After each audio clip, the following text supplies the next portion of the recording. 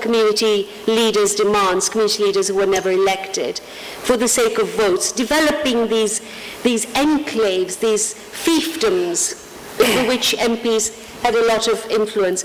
But with the Tories, it's even worse, because what is to come is something we should all be very wary of.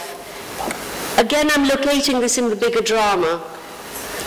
The buzzwords of today: localization, family choices. If families get together and want to set up a school under the Tories, whatever they could be flat earthers, they could be anything.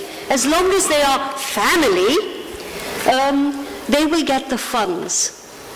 I think that localization, that breaking down and giving over so much power to families is going to create even more problems than we have already. And when we talk about Sharia law and one law for everyone, I think we also have to talk about the right of the child. This isn't only about women in families. It is their sons and their daughters who are being denied their basic human rights and are being, like I said, put into this machine of separateness and inequality from which they cannot emerge if they're put into that at a very young age. So I think to make this campaign work, we have to broaden the understanding and broaden the campaign, and also be extremely skeptical of this new fetish for localization, community rights and family rights, which are being privileged now over kind of the broader universal rights and goals and truths.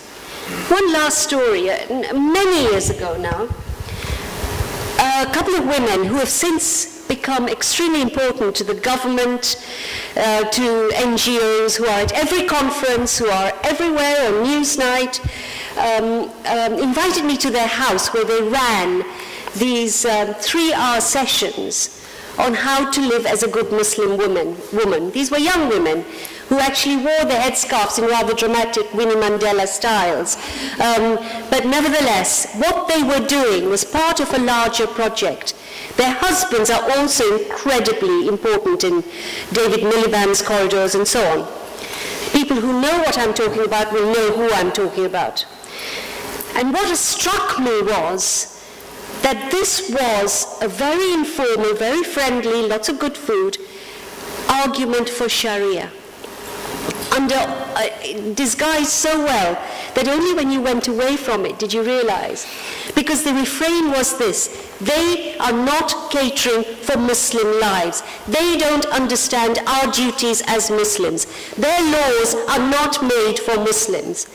The subtext was Sharia, and now I find we have reached that place. The project started 5, 6, 7 years ago, and many Muslim women were involved in that. Thank you.